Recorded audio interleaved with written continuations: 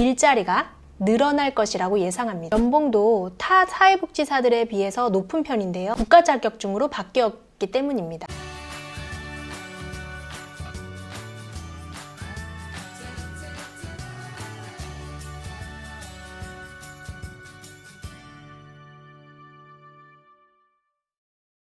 안녕하세요, 양스텔라입니다. 오늘은 의료사회복지사에 대해서 한번 알아볼까 합니다. 예전에 2급 자격증 편에서 새로 생기는 일자리들에 대해서 말씀드렸고요. 사회복지사 1급 자격증 영상도 많은 분들이 봐주셨어요. 감사드립니다. 또 1급 자격증이 있어야지 응시가 가능한 학교사회복지사, 정신보건사회복지사, 그리고 오늘 주제로 하는 의료사회복지사에 대해서 궁금해하시는 분들이 굉장히 많으셨어요. 저도 알아보니까 왜 문의가 이렇게 많은지 알겠더라고요. 우선 인터넷상에 정보가 너무 없어요. 일단 의료사회복지사에 대해서 검색을 하면 뭐 네이버 블로그나 지식인이나 이제 여러 군데가 있겠죠.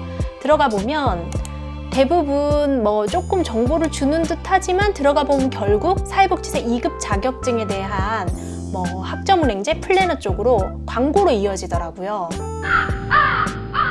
그래서 그 안에서 정확한 정보를 얻기란 쉽지가 않았어요. 그래서 저도 의료사회복지사에 대해서 알아보고 그리고 정보를 수집하고 그리고 여러분들한테 도움을 줄 수 있는 게 어떤 게 있을까 알아보는데 시간이 굉장히 걸렸습니다. 같은 직장 내에서라면 1급 자격증이 있다고 일을 더 잘한다거나 돈을 더 많이 받는다거나 그렇지는 않더라도 1급 자격증이 필수로 요구되는 의료사회복지사 같은 경우에는 아무래도 전문성이 요구되고 근무 여건, 연봉 등에서도 더 나은 대우를 받을 수 있는 것이 사실입니다. 구독, 좋아요 부탁드립니다. 그렇다면 왜 이렇게 인터넷에 의료사회복지사에 대한 정확한 정보가 없느냐?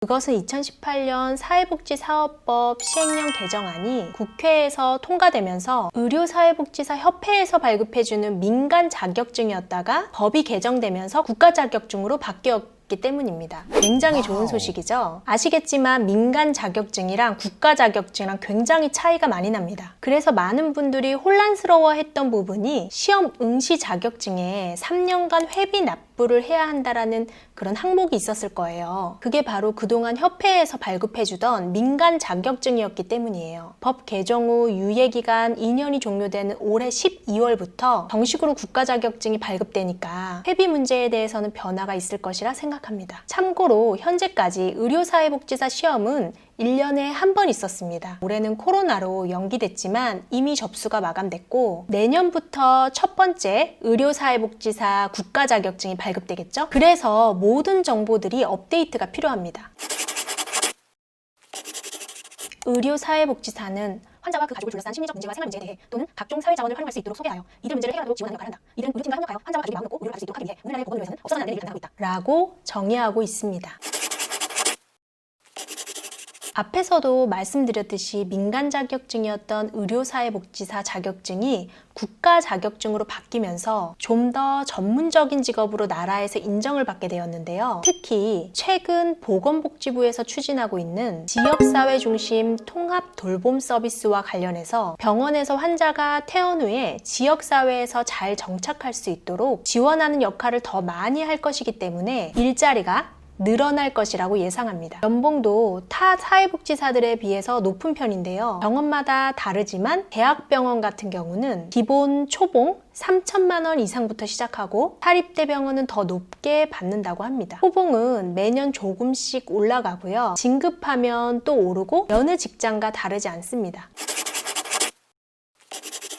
1급 자격증 취득과 1년간 의료사회복지사 협회에서 인증한 수련기간, 병원이 되겠죠. 병원에서 수련기간을 1000시간 이상을 하셔야 합니다. 그 후에 시험 볼 자격이 주어지는 거예요. 수련은 그냥 봉사활동 같이 단순히 돕는 일을 하는 게 아니라요. 이론교육, 사례연구, 내과, 외과계에서 정해진 시간만큼 수련기간을 채워야 하고요. 프로그램 개발 또는 임상연구 같은 등등 많은 것을 하게 됩니다.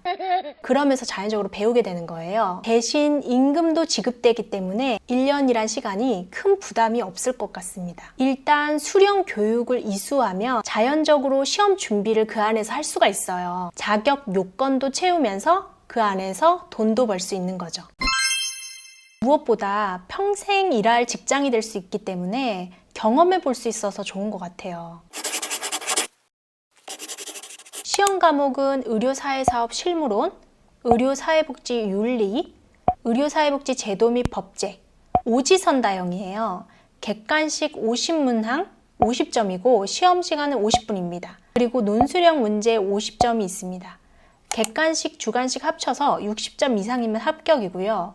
과목들은 학교에서 선택 과목으로 공부하거나 대부분 수련 기간에 함께 공부할 수 있다고 하네요. 여기에 핵심은 바로 수련이에요. 수련을 할 수 있느냐 포인트고요. 시험은 수련 기간 중에 충분히 준비할 수 있기 때문에, 왜냐하면 1년 동안을 과제하고 연구하고 하기 때문에 충분히 1년 기간 동안 준비할 수 있다고 현직 의료사회복지사 분께서 선생님께서 얘기해 주셨습니다.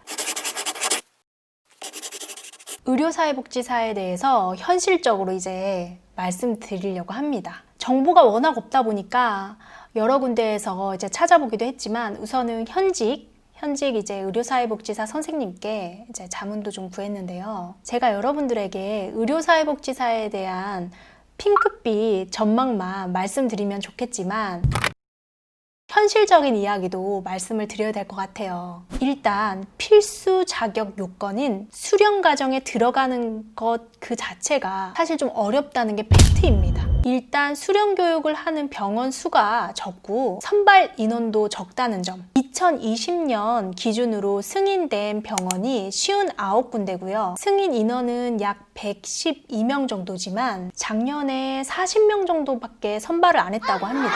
경쟁률도 병원마다 다르지만 20대 1, 30대 1, 그리고 그 병원에서 대부분 사회복지학과 전공자들을 선호합니다. 그래서 학점은행제로 사회복지 자격증을 취득하신 분이나 그리고 타 전공자 분들에게는 조금 불리할 수가 있어요. 하지만 의료기관 실습과 봉사활동 경력 등을 우대해주고 영어 실력이라든지 다른 경력에서 변수가 있을 수 있죠. 아직 어린 진로를 고민 중인 학생분들에게는 앞으로 얼마든지 좋은 기회가 많이 있을 거라 생각합니다. 내년에 처음으로 국가 자격증이 되는 만큼 자리가 많다 적다 이렇게 제가 섣부르게 말씀드릴 수는 없을 것 같은데, 의료사회복지사의 협회의 노력과 정부의 정책 변화 등 앞으로 많은 변수가 있기 때문에 현재의 의료법에는 종합병원에는 사회복지사업법에 따른 사회복지사 자격을 가진 자 중에서 환자의 갱생, 재활과 사회복귀를 위한 상담 및 지도 업무를 담당하는 요원을 1명 이상 둔다라고 되어 있습니다. 하지만 이건 일반인이 봐도 조금 개선이 좀 필요할 것 같아요. 왜냐하면 병실이 100개부터 종합병원으로 분류를 하긴 하는데 서울 아산병원 같은 경우는 병실이 거의 3,000개 정도가 되거든요. 규모가 30배 차이가 나는데 인력이 같을 수는 없잖아요. 그래서 제 생각에는 앞으로 법 개정이 돼서 의료사회복지사 일자리는 더 늘어날 것으로 예상이 됩니다.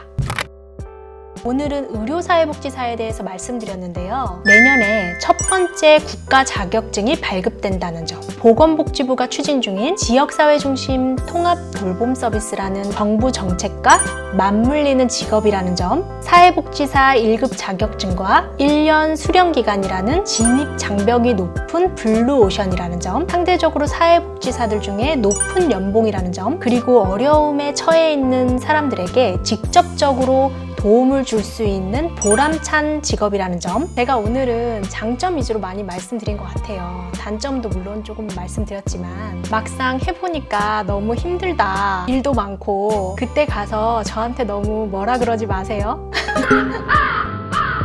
그리고 현직에 계시는 의료사회복지사분이 혹시 이 영상을 보신다면 더 좋은 장점에 대해서 좀 추가해 주시고, 그리고 단점에 대해서도 좀 이렇게 댓글로 남겨주시면 정말 감사하겠습니다. 다음 시간에는 역시 사회복지사 1급 자격증이 필수로 요구되는 학교 사회복지사에 대해서 말씀드리겠습니다. 그러면 다음 시간에 다시 만나요. 영상 봐주셔서 감사합니다. 안녕히 계세요.